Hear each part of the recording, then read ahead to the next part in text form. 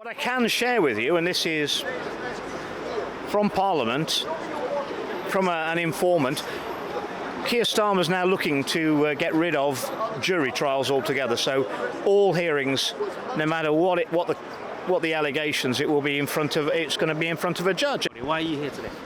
I'm here to see the delayed verdict in the Tommy Robinson case and see if a journalist withholding the confidential codes for their phone is an act of terrorism. When we're told by the government that stabbing 10, 11 people on a train, definitely not terrorism. This case is totemic, there's a lot of publicity about it. What I'll say to you is that Tommy's the fourth acquaintance of mine who's been arrested under these terrorism allegations, and I'll promise you one thing, none of them are terrorists. This is state overreach, and that's why this case is so important. As I've just said, it's interesting that the government or the judiciary are fairly sure that this is an act of terrorism. But stabbing 11 people on a train, that's not an act of, they know that's not an act of terrorism. Crazy. Straight away. I think we need a major overhaul of our policing and judicial system.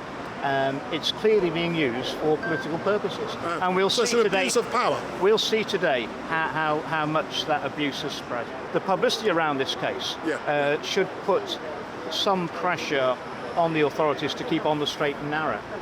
But this is the thin end of a very wide wedge, and it's heading our way. As I said some years ago, if we're not careful, we're all going to be Tommy Robinson. And I think what the public in Britain would like to have seen this in front of a jury.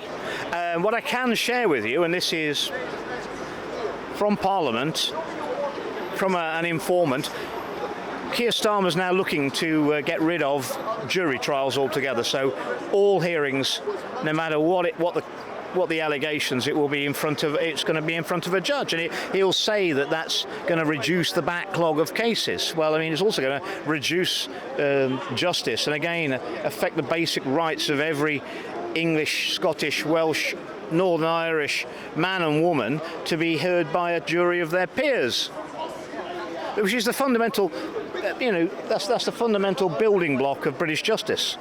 It's what they did last year when you had after the Southport incident. They implemented the 48-hour courts. They just send people in and out. Yeah.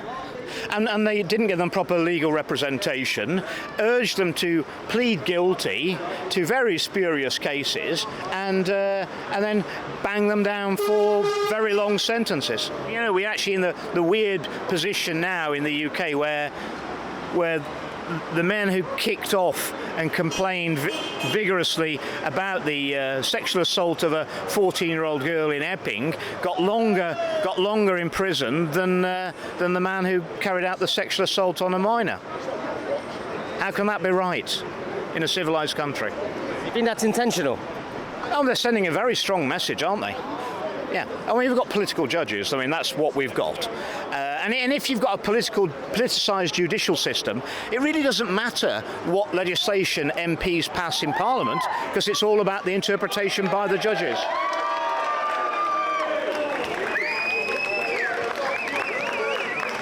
So not guilty, apparently. Very good. Not guilty. Some sense for once.